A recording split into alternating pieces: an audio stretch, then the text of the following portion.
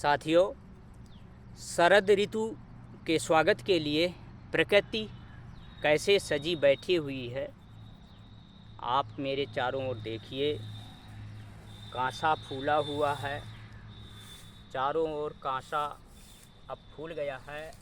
कांसा के पीछे तालाब है, एक देखिए तालाब देखिए।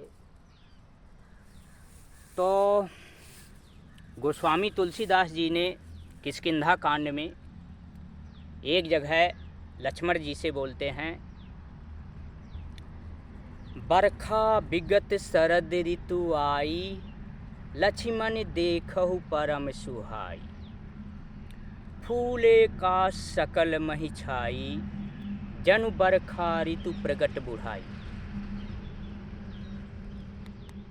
महाकवि घाघ इन कहावतों के पीछे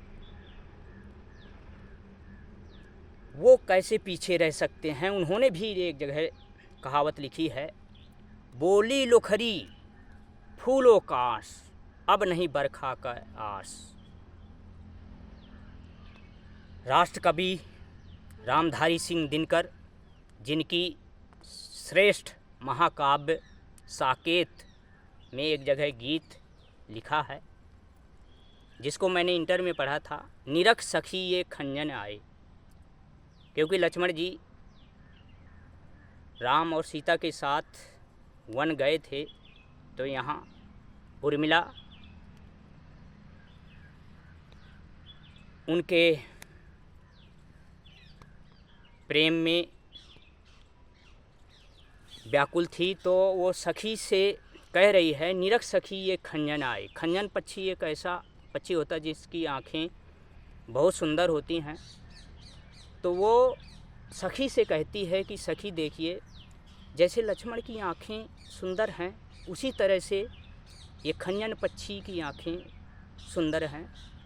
यानी कि विरह से व्याकुल उर्मिला सब ओर प्रकृति की सुंदरता देखकर वो लक्ष्मण का प्रेम और स्निग्ध सानिध्य अपने निकट पाती है और बोलती है, निरख सखी ये खंजन आए, फेरे उन मेरे रंजन ने, नयन इधर मन भाए।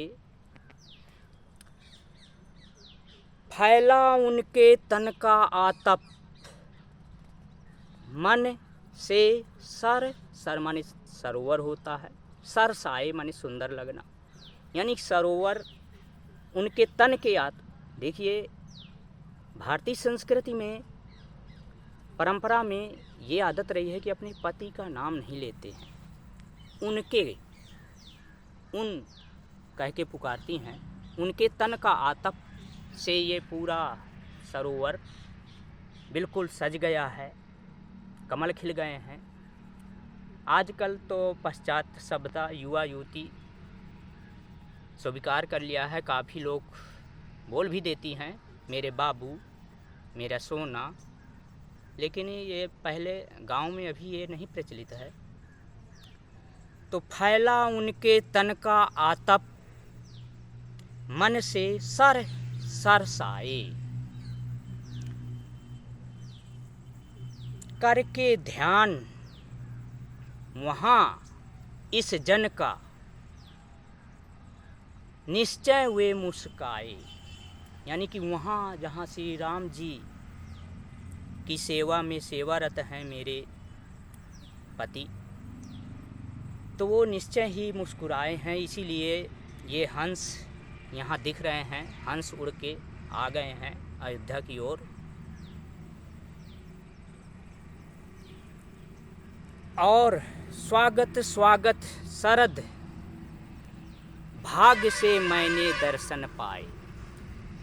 हे शरद ऋतु, आपका बहुत बहुत स्वागत है, क्योंकि आपके आगमन से मुझे मेरे प्रीतम की याद आ गई है और मुझे वैसा ही प्रतीत होता है जैसे लक्ष्मण मेरे बिल्कुल सामने हो।